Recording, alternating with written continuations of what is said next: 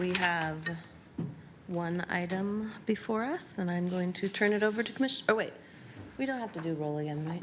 We do. Oh, Carla, will you please take the roll? Saltzman, Here. Fritz, Fish. Here. Wheeler, Udaly. Here. Commissioner Saltzman, Commissioner Fish. That's the final straw. So could you I- read, could you read the item? Yes, item I need a nap. 827, direct the Bureau of Planning and Sustainability, Bureau of Environmental Services, and Prosper Portland to evaluate development of a brownfield redevelopment tax incentive that benefits the city of Portland. Well, thank you, Madam President and colleagues. Today, I'm pleased to introduce a resolution directing the Bureau of Planning and Sustainability, the Bureau of Environmental Services, and Prosper Portland to develop a new tool to help clean up brownfields and put them back to work. In 2016, the legislature authorized local governments to establish property tax incentives for brownfield cleanups. We are honored to have one of the state Senate's champions with us here today, Senator Lou Frederick. Lou, welcome. Portland has approximately 910 acres of brownfields, contributing little or nothing in terms of property taxes, jobs, or productive use. As my colleagues know, the city's new comprehensive plan specifically calls for reinvesting in brownfields as a guiding principle for economic prosperity, which includes 600 acres of contaminated brownfields in industrial areas. The resolution today builds on years of hard work by the Metro-led Oregon Brownfields Coalition, with broad support from diverse stakeholders, including Thousand Friends of Oregon, the League of Oregon Cities, Northwest Environmental Business Council, Verde, and the Portland Business Alliance, among many others. Now, similar tax incentives have been successful in other states. Portland is poised to be the first jurisdiction in Oregon to take advantage of this new opportunity. Here's some additional brownfield facts. And I would note that one of our guests today was tweeting quite a bit and put out these facts ahead of the hearing, and I was pleased that she did so, our friend from the county. Brownfields are 3 times as likely to be located in underserved communities, and approximately 50% of reported brownfields are within 1,000 feet of environmentally sensitive areas such as wetlands and streams. Now, we know that cleaning up brownfields creates jobs, generates tax revenue, protects our environment, and helps address disparities in our community. As you will hear in today's presentation, parties who cause the contamination or who are responsible for Superfund cleanup are not eligible for these tax incentives. Furthermore, the incentives are designed to reward community benefits, such as affordable housing, redevelopment in high-poverty areas, and equitable contracting. We know that no one tool is going to clean up Portland's brownfields, but a property tax incentive, properly used, will help us move one step closer. Now, I want to introduce our all-star panels today. We have 2, and the first up, we're joined by Kimberly Branham, Executive Director of Prosper Portland, formerly known as the Portland Development Commission, Andy Reed, Project Manager of Prosper Portland, and Jen Bildersee of the Bureau of Environmental Services. Welcome, Jen. Thank you. Kimberly's going to start us off. So I'm just going to kick it off and mention that with the passage of this House bill, we really do have a new important opportunity to build a program with economic, environmental, and social equity impact. It's an important tool, and it feels like partnership is central to this. Not only did the bill have bipartisan support at the state, we've been working with fantastic partners to think about the next steps and how we implement that. So I wanted to mention and thank those partners before handing it over to Andy and Jen. But first, I wanted to just draw 2 examples of where we know this can work. These are both Central City examples, and we hope that this tool will help us have exemplary projects in East Portland and industrial areas. But the South Waterfront Central District and North District both There were 90 acres, it's hard to imagine, but there were 90 acres of highly contaminated brownfields. And as a result of the cleanup work through public-private partnership, we've seen more than $1.5 billion of private investment, thousands of permanent jobs, housing, vibrant neighborhoods, infrastructure. And so this is the kind of partnership that we would like to see moving forward, as Commissioner Fish mentioned. And so really what I wanted to do was to say thank you, both for your leadership, Commissioner Fish, and to the working group that's developed the concept, so both Jen and Andy, but also Tom Armstrong from the Bureau of Planning and Sustainability, Nancy Klinger, Matt Hoffman from Multnomah County, Emerald Bogue and Lise Glancy from the Port of Portland. We also had additional support with research from the coalition, so Steve Kuntz and Tyler Bump, Ashley Carter for the City of Portland. And we also had great support from our colleagues in the Office of Government Relations. So Dan Eisenbeis and Elizabeth Edwards are to be commended. So thank you. And with that, I'll turn it over to Andy. Thank you, Kimberly. And thank you, commissioners, for your time. Today, Jen and I are going to go through a couple of things. One, really just kind of set up what the action is today. Two, share how we got to this point and describe what the case is for taking action now.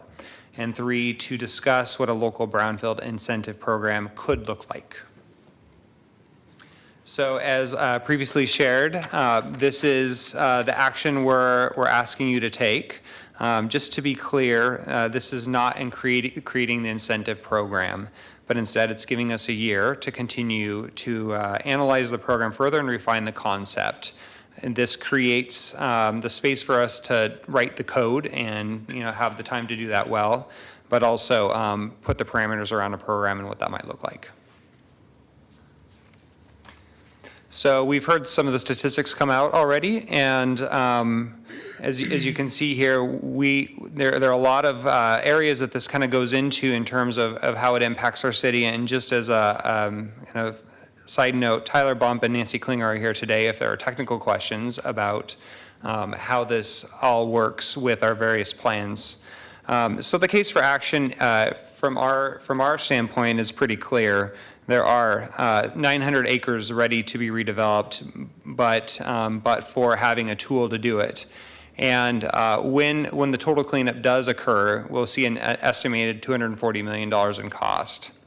So we have sites that are upside down that are ready to go, but for the cost of doing the cleanup, they're not occurring. So doing this will allow us to continue our economic development within the urban growth boundary on land that, in spite of our booming economy, is not converting to development at this point.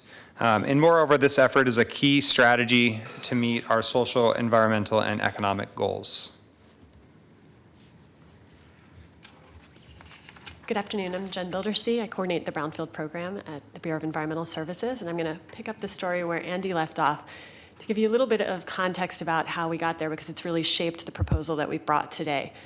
So in response to the Brownfield program the Brownfield problem that Kimberly and Andy have outlined, in 2014, Metro really took a leadership role in convening a coalition of partners, the Oregon Brownfield Coalition, to start to discuss statewide solutions to addressing brownfields. It's an extremely broad opt-in coalition. It's had over 50 partners, and we've been meeting very actively for the past 3 years. And the main role has been to identify, to shape, and to advocate for new tools to address brownfields in the state of Oregon. The City of Portland's been an active participant in this coalition since the very first meeting. Early on in our coalition meetings, we identified our top priorities for the tools we thought would be the most useful to pursue. And a brownfield property tax incentive rose to the top of the list pretty quickly, mostly because it's been a very successful tool in several other states. Independent of the coalition's work, the Bureau of Planning and Sustainability conducted some research in 2012 on the brownfield situation and landscape in Portland, and also identified the same tool as one that would be useful here and a very good match for Portland's brownfields. So with the coalition's support, this concept for a brownfield property tax incentive became House Bill 4084, authorizing local governments to provide property tax incentive programs.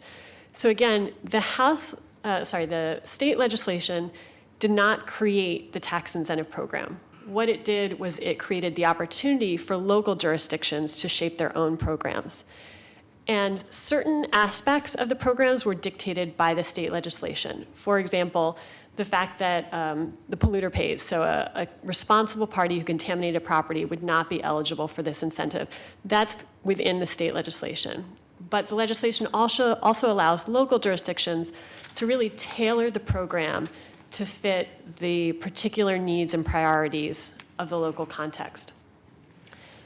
After this opportunity became available last year, the City of Portland and a number of partners, Port of Portland, Multnomah County, began meeting regularly to take a look at what a successful program here in Portland would look like. And so what we've brought today is really an outline that was built on the years of work at the coalition and the proposals that the coalition put forward, and also this additional year of work that the working group here at the city has done to look at how could it be further shaped to Portland's unique circumstances. So on this slide, you can see that the general concept is that a property where brownfield contamination is cleaned up, 50% of the cost of eligible cleanup activities could be deducted from future property taxes over a set period of time.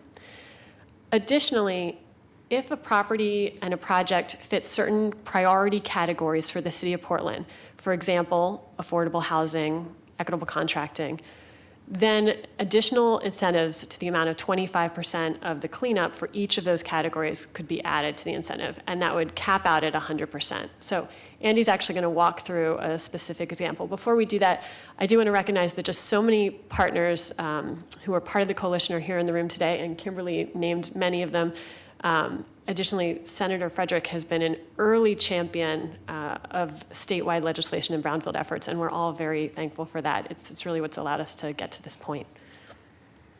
Great, thank you, Jen. So here's a sample incentive structure. Again, we're still conceptualizing what this could look like, but this has garnered some strong support from those that have been working on this as a concept. So as Commissioner Fish already mentioned, not eligible would be site owners that are causing contamination. So you do not get to use the program if you are the contributor of the contamination. Second, cost connected to Superfund responses also are not eligible under the law. But again, as we've conceptualized here, we're looking at a 50% tax exemption on a market rate development, and then additional percentages, 25 to 50%, can get applied for priorities such as affordable housing, MWESB contracting, and location in or near low-income areas, things like that. So again, we've discussed these throughout the presentation. We have economic, social, and environmental impacts by implementing a program like this. And it really does have potential to do all three of those at the same time.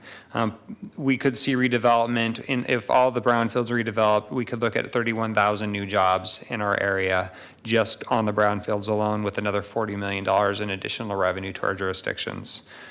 These sites are located in our most underserved communities, and cleanup can help protect surface water by reducing non-point source pollution. So there are a lot of areas where this can be a strong benefit to us. We have a panel that's going to come up and speak, a number of real champions for brownfields in our communities. The panel will be Metro Councilor Sam Chase, Multnomah County Commissioner Jessica Vega Peterson, and State Senator Lou Frederick, but we're happy to answer any questions you have about the proposal at this time. Colleagues? I want to compliment you on that infographic a screen or two back. Karen Martinek at the Bureau of Environmental Services is a real magic maker with those. I'm going to try to steal her. Thank you. Thank you very much. Thank you. And we're very pleased to welcome Lou Frederick, Jessica Vega Peterson, and Sam Chase. And I believe Senator Frederick is the most senior member of this all-star panels. And Lou, you started this a long time ago. Amira might even have been working with you when you started on this, but on behalf of the city, thank you for being a champion on this issue. And we understand there's a lot of brownfields in your district, and so this is an issue you care about both as a matter of principle and as a representative of the interests of your district. But you have been our champion, and so thank you for that. Thank you very much. I appreciate that. I'm Senator Lou Frederick. I'm supposed to introduce every time at the legislature, so I do that. District 22, that's north and northeast Portland. Sorry, north and northeast Portland. Thank you. It is also a neighbor situation for me. One of the main reasons that I started this was because there was a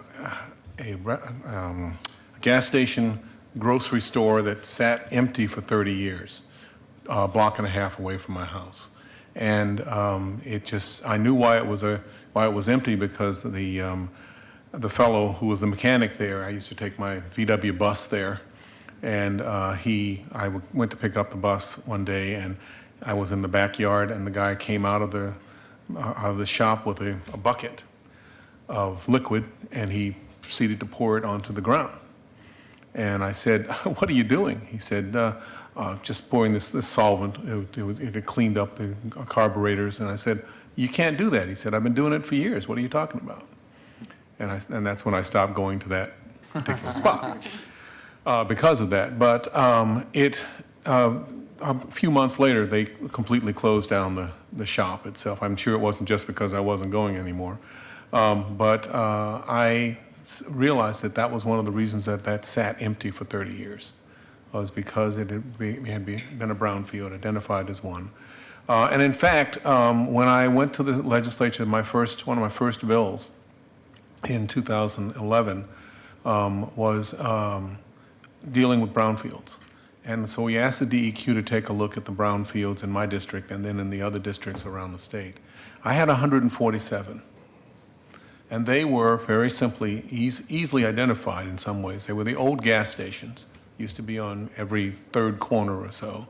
There were the dry cleaners shops. There were the photo shops. There were battery companies. And then they looked around the state and they found out that they were the farm implement and farm supply places that were also contaminated sites. And every legislator that I talked with knew exactly where they were. They had seen them. They just didn't know what to do about them. So we began a process to try to get those cleaned up. First, we needed to get the DEQ to be able to identify them and identify what the problems were. We did that and say that once they found that out, that they were no longer liable for anything new that might happen. And then we began this process. And the city, somebody's already mentioned Dan Eisenbeis and Elizabeth Edwards, but you had a governmental affairs group that was very helpful. The Port of Portland got involved. The Association of Oregon Counties. The list that you saw there of people who were saying, look, we know we have untapped resources, important untapped resources. Now, when I'm usually talking about important untapped resources, I'm talking about people.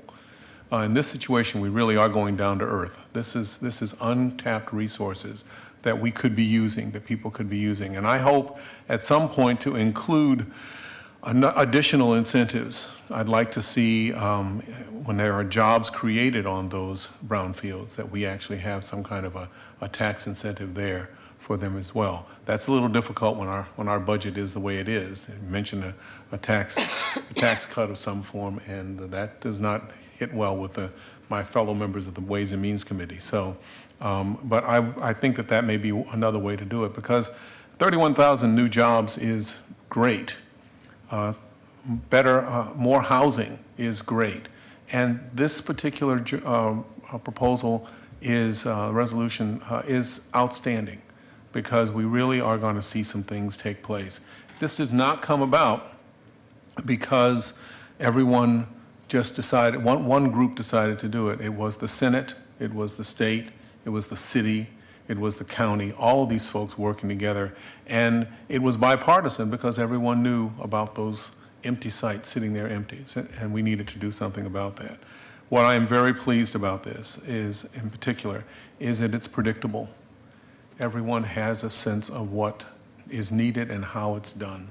And I congratulate you for this particular proposal, all of you. This is the kind of thing that we need to see happening, because Many people do not understand the kind of connections and the procedures and the process that's involved, but when you have something like this that is very clear and predictable, we actually get something done for the people of Portland and the state of Oregon. So thank you again. Lou, can I also extend our thanks for the work that you did in the legislature that resulted in $8 million in the governor's budget for Superfund. And $5 million of that is available in the short term, $8 million over the 2 years. And that's critically important as we partner with DEQ, the port, some of the PRPs, and want to move this process forward. The state having some skin in the game was very important. And I know you had very tough choices to make, but we appreciate that money making its way into the final budget. Thank you. Well, I'm glad that we were able to get something accomplished. And I also have to say as well that one of the reasons this can't manage to come through is because of my former chief of staff. Sue Hagmeyer was very heavily involved in making sure that this started, that this worked. She would be very pleased. Thank you. Thank you. Next up is our newest county commissioner, Jessica Vega Peterson. And it turns out that in this context, she may be the most important person in the decision-making tree going forward, because not only is the county our key partner, but as a practical matter, the county has to concur in any tax abatement, and the county assessor has to agree to actually take the property off the roll. So you could say Jessica has all the cards on this one. So, welcome to City Council, and thank you for joining us. Thank you so much. Well, it was very smart of you to invite me then. So good afternoon, commissioners. Thank you so much for having me here today, and especially Commissioner Fish for your leadership on this such an important issue. I also have the habit of stating my name for the record. So I'm Jessica Vega Peterson. I'm the Multnomah County Commissioner for District 3, which includes much of the southeast and east portions of the city of Portland. So to state the obvious, place matters. Our natural and built environments have an enormous impact on the health of our communities. Fresh air, clean water, walkable environments are all to our benefit. Yet air pollutants, contaminated water and soil, or poorly planned communities are to our detriment. And brownfields are a combination of these threats and often reinforce the negative stereotypes of blight and disinvestment in many of our communities. These properties typically housed a former industrial or commercial use, and now future use is affected by real or perceived environmental contamination. You cited some statistics earlier, Commissioner, for the city of Portland. For the county of Multnomah, brownfield sites are scattered throughout Multnomah County and cover an estimated 6,300 acres of land. So that's almost 10 square miles of land within our county borders. These brownfield sites are both an environmental and an environmental justice issue. Brownfields are three times as likely to be located in underserved communities, and approximately 50% of the total and reported brownfields are in or within 1,000 feet of environmentally sensitive areas such as wetlands and streams. That's why the action you're taking today is so important to the health of our communities. Thoughtful design, cleanup, and redevelopment of brownfield sites can be beneficial to the community's health in a number of ways. Such infill development can help reduce the need for sprawl. And I look at the three of you who have championed the housing issue so strongly. You know that the population of the Portland area is rapidly increasing, and that with our community valuing rural land, forest, and open space, brownfield sites are becoming increasingly valuable as opportunities for infill development. Cleanup and redevelopment can also reduce or eliminate groundwater and soil contamination and provide an opportunity to knit back together communities that have been divided or blighted by such sites. And I'm here today to advocate that equity should be a strong component of any proposed programs. As you may know, the Multnomah County Commission also wears the hat of the local public health board. And because of this, I would ask that health and equity are considered when selecting and redeveloping brownfield sites. We should focus on site redevelopments that support the health of the community and ensure that the benefits of growth are shared equitably. Maps created by the Multnomah County Environmental Health Division found that parts of North and Northeast Portland, the Cully neighborhood and Columbia River corridor, and a large area of East Portland exhibit high health inequity and therefore high need. Compounded by gentrification, we know that these same areas exhibit increasingly concentrated poverty. These findings support brownfield cleanup and redevelopment efforts that emphasize community benefits and prioritize areas of health and equity from both a racial justice and health equity perspective. Legislation that my former colleague, Senator Frederick, championed, and which I was proud to vote for as the state legislature, that the city will make use of, is structured to incentivize cleanup and meaningful development in areas that experience high poverty rates, affordable housing shortages, and disproportionate environmental impacts. This local authority will allow you to use this property tax incentive tool to benefit our most vulnerable communities and highest risk areas. I support the city's plan to study this issue and the policy options granted by the legislature to incentivize the cleanup of these areas. And it should be noted that local jurisdictions do have control over the program's specifics. So you can choose to require public health and community-based benefits such as affordable housing requirements, MWESB contracting, and clean fuels contracting for cleanup activities, and I would encourage you to do so. Remediation and meaningful development will help bring brownfield sites back into productive use and back on the tax roll. The cleanup of these sites will also remove environmental threats and help improve our built environment, particularly for our most at-risk communities. I strongly support your efforts to further study and craft effective and equitable policies and look forward to working with you on this issue. Thank you again for the opportunity to testify here today and for your focus on such an important issue for our community. Commissioner, thank you very much for your outstanding testimony. Next up is Metro Councilor Sam Chase. Sam is too modest to mention this, so I will. In a prior life, Sam was the architect of what later became known as the 30% set-aside, which mandates that 30%, now more, thanks to some changes we adopted in the last 2 years, but a minimum of 30% of urban renewal funds go to affordable housing. Also, a little-known fact is that there was actually some pushback in City Hall when he came and lobbied for that.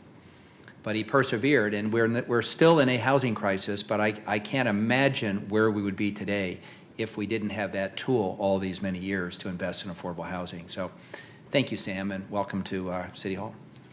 Thank you, and I thought you might say I was too modest to mention that I have a former chief of staff for our city commissioner here. I wasn't going to mention that because you've taken it off your resume because you've now reached greater heights. So it's I such a wanted big to accomplishment. It wouldn't be, you know. So, well, I thank you. Again, Sam Chase, Metro Council. My district is roughly downtown Portland, northwest, northeast, North Portland, and a little bit of Washington County. And, you know, there's an old adage that it's all been said, but not everybody said it. So I will simply echo the really articulate comments that have already been made around the Brownfields program. And I will say this, as a Metro Councilor, I'm really focused on how our region is growing and developing. And we are doing very well. And we have a lot to worry about, but we're doing very well. We have a very resilient economy, a strong economy. We have a quality of life that people around the world want to be a part of. And we also have a lot of people who don't have access to that quality of life and don't have access to those jobs. And I think that is our biggest challenge, is to make sure that everybody has the opportunity to succeed in our region. And you often hear me really focused on affordable housing and equitable jobs and jobs for underserved communities. Well, brownfields are a part of that equation, because that is something that we have left in the hands of lower income communities, and we have not taken care of. We have not done our job on cleaning up those brownfields and making those really fabulous places to serve our community. So I thank you so much for taking this on and tackling this issue. I think it's another show of your commitment to us growing as a responsible region that is still far from successful in serving all of our residents, but striving to find those ways to help everyone succeed. And I will add, one other small piece that I've really observed about brownfields and around the industrial land component is I look at a lot of the assessments around industrial land needs, regional, and we have some land available in the outer areas of our region, and we have some modest amounts of land here in the inner areas of our region. Far and away, when businesses are looking to locate here, when they are looking to grow here, far and away, they want to live close. They want to be located close in. The quality of life that we can offer in our inner urban areas is a huge driver. And so when we clean up brownfields, when we create those industrial areas that are available along our Willamette River and in our inner communities, that really helps drive our job growth as well. Sam, I have a question for you or any of the panelists, and that is, when I met with Jen to go over this presentation and we looked at the composition of the Oregon Brownfields Coalition that Metro led, it's a remarkably diverse group of stakeholders, and there have been some real serious fault lines among some of those stakeholders. I mean, there's been big battles statewide among some of the participants. And yet somehow this coalition came together around this idea, and then ultimately it got unanimous support in the legislature, which doesn't happen all the time. What was the dynamic that was different here that you think led to that kind of consensus? Well, I'm gonna hand that one over to the folks that were down in the legislature really engaging with that. But I will say, you know, and I can't speak to others' interests. I think people have different interests, but, you know, I think that the folks who have the kinds of interests that are here at the table are sometimes the folks that are kind of skeptical about looking at, you know, tax incentives and really do a lot of due diligence. And I think once you really look at the numbers on this, once you really do the evaluation, you realize this is the kind of strategy we have to have in place to really once and for all get this done. So that's what I would add. But then I would turn it over to our legislators and former legislators. Well, thank you. I guess I go a little philosophical in this. There's no power dynamic here. This is something that all Oregonians can understand, and they're affected by it. As I mentioned, some of the legislators that were involved, once we showed them that they had 150 brownfields in their district and they could identify several of them right away, they wanted to get something done there too. And whether that was a farm implement supply dealer in Burns or someone who was in, you know, somewhere down in Coos Bay, they understood that they could see that right away. So there was no power dynamic here. This was just simply, let's see what we can do to get something going for Oregon. And every district has a concern about jobs, about the use of untapped resources, as I said before.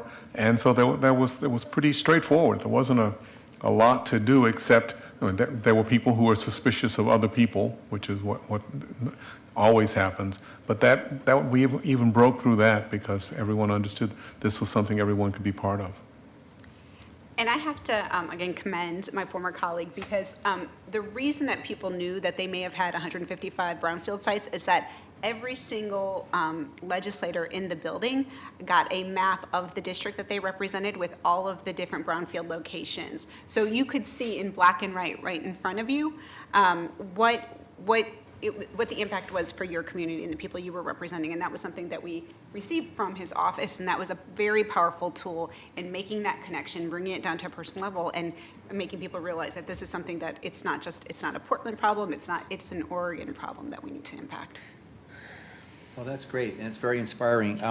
I'd like to acknowledge while you're here that we did get a letter from the port, from Curtis Robinhold, never heard of him. And it's a letter in strong support of what we're doing. Emerald Bogue is here. Emerald, thank you for arranging this letter, and that letter will be made part of the record. Questions, colleagues? Well, thanks to the panelists and for the presentation. I'm really excited about this. I'd heard tale of these 900 acres, and I'm excited to see the map of Portland for sure. My biggest question is, do we yet have a sense of what percentage of these brownfields may be appropriate for housing development? Because of course, that's my priority. I don't have those numbers because I've been dealing with it in a different way, but I wouldn't be surprised if someone has at least mapped out a few things Yeah. there. To some extent, be careful what you wish for. The brownfield that I mentioned that prompted my thing Oh, I've ended seen up it. being housing development, high-end housing development, and it was supposed to be taller than it is now. So it created its own set of problems. But there are a lot of places like that scattered throughout the neighborhood and throughout the community. And I think, I don't know if somebody in the room can answer that question, but one of the things that I like about, the ideas that they're talking about is that there's incentive for doing affordable housing development with these properties. And that's, again, we want to incent the good behavior on that. So I'm, like you, hopeful that we'll see a lot of good development coming out of this. And I did see that the incentives for affordable housing development don't differ between using NWESB and not using, because the cap is at 100% of the cost. In that infographic, that's what it looked like. Yeah. There are some interesting things, and I think that's part of the whole study thing. I think that we need to look at that and see just what sort of impact that does have. I hope that's the plan. I see someone back there that has something to say about that. You'd have to come to Jen, the, Thank you. thank Thank you to our panel.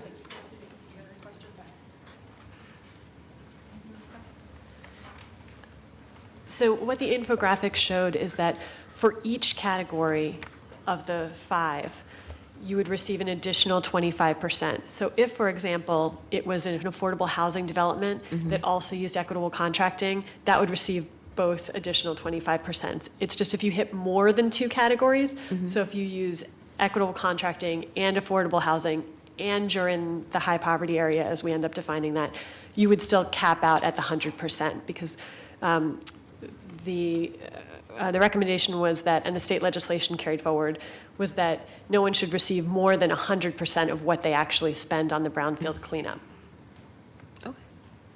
And we'll have a chance as a council to further discuss that when the recommendations come back, correct? Yes. And then Tyler Bump from the Bureau of Planning and Sustainability is here and can speak to your earlier question about the acreage for housing. Yeah. So of the 910 acre brownfield inventory that we have in the city, about 35% of that is in areas that is zoned for multifamily or mixed-use development. So a significant amount of land that could be developed for housing. Of course, that depends on the location, whether or not it's appropriate for that level of housing or density of housing. What we've done with the map itself is we have a map that's very accessible that we've developed at the Bureau of Planning and Sustainability that's on Portland Maps. So if you go to portlandmaps.com/BPS/brownfields, there's an interactive map where you can see where all the sites are and click and see the DEQ site information that links to the property tax assessment website as well. That's great. great, thank you. All right, Carla, do we have any public testimony? No one else signed up. Great, so this is a first reading? I think, is this Is this an order? I think it's a It's a resolution. resolution. Yeah. Right, but last time, we move it, right? No, we get to vote on it. Okay, well, I'm glad you're finding this so amusing, Nick. All right, so Carla, will you please take the roll? Saltzman? Well, thank you, Commissioner Fish, for bringing this forward to Senator Frederick, Metro Councilor Sam Chase, Commissioner Vega Peterson, and all the other parties, Port of Portland, and everybody else that helped bring this to reality. It looks like a great tool, and to deal with a very thorny issue that has so far not been subject to very elegant solutions. And I hope this is one of them that will really put a lot of this property into productive use, particularly in our more distressed areas of our city. So I'm very hopeful this will work. The art of the deal still needs to be crafted here in terms of what we will do locally, but thanks to the state for giving us this tool to do something locally. Aye. Fish? I just want to make one comment about President Udaley and her stewardship of our meetings. She is a no-nonsense council presiding officer. We got done today before 11 o'clock this morning. This hearing has gone off flawlessly. when the mayor comes back, there may be a council coup to keep the gavel in you-know-whose hands. So thank you for your excellent stewardship of our meetings. This is a very proud day, and, I don't want to repeat all the thank yous, but I will. I want to thank all the bureaus that have been involved. Prosper Portland, Bureau of Planning and Sustainability, and of course, the bureau that I have the great honor of leading, the Bureau of Environmental Services, and Jen Bildersee. Thank you for your great work, and thank you for your ongoing leadership on this. Kimberly Branham, Andy Reid, thank you very much. To the Port, Emerald Bogue, and our partners, thank you for joining us. To the 3 elected officials who came today, Senator Frederick, we can't thank you enough, and I'm glad that you invoked Sue's name. It's appropriate in this setting because she was your key partner in getting this done, and we're thankful to her for her service. To Sam Chase, I'm glad to see that your experience in City Hall did not hold you back, and that you've gone on to. Sam was once at a public gathering and was explaining to people how local government works because it's very confusing. He said, just here's the shorthand. He said, if you just think about it hierarchically, there's Metro, there's the county, and there's the city. So that's apparently that's the view from Metro. I don't know whether that's true or not, but I appreciate. It was really for your benefit. I appreciate the moxie. And Commissioner Jessica Vega Peterson, it is our great good fortune that you have migrated from the state legislature to the county commission. And we thank you for your partnership, and we look forward to implementing this with your full partnership. And I think we should do a shout out, Sam, to all the different organizations that participated in the Metro-led Oregon Brownfields Coalition. It is not the case that if you put all these kinds of diverse groups together, you always get to an outcome. In fact, I fear increasingly we're getting good at getting to know in some of our big public policy debates. This is a conspicuous success, and so we thank all the folks who took time to get it right. Within the next year, we'll have a new tool. It's been made clear to us that this tool alone will not leverage all that we need to do, so we'll be looking for other tools. One thing I like about this tool is that there's always been some skepticism about tax abatements and tax incentives because people have always wondered, does it really meet the test of, but for this expenditure, this foregone revenue, something that otherwise wouldn't happen happens. And in some of our programs, frankly, it's getting harder and harder to make the case that but for. It's an incentive, but it may not be the critical reason why something happens. What we know here is that but for this kind of incentive, people are not going to develop the land, and so we have a choice. It can sit unproductive, generating very little in the way of tax revenue and jobs, or we can make this investment out of the increased value of the land and give a little bit back in order to create an incentive. So to me, that's very smart public policy. Thank you to everyone who has brought us to this moment, and I'm very proud to vote aye. Udaley? Thank you, everyone, for being here and for bearing with me. I'm so excited about this as an advocate for affordable housing because what we hear over and over again from developers is that land is too expensive and there's nowhere to build. And when I mentioned this 900 acres to a certain renowned developer in town, his eyes lit up like it was Christmas. So I'm going to be especially interested in how we can most strongly incentivize affordable housing.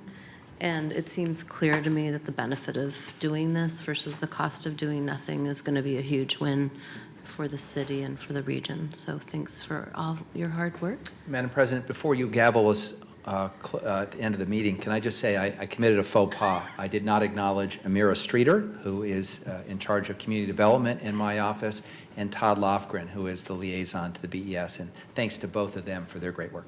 Thank you. Are you done salting my game today, Commissioner Fish? Yeah. Yeah. Aye. The resolution is passed, and the meeting is adjourned. Thank you. Thank you.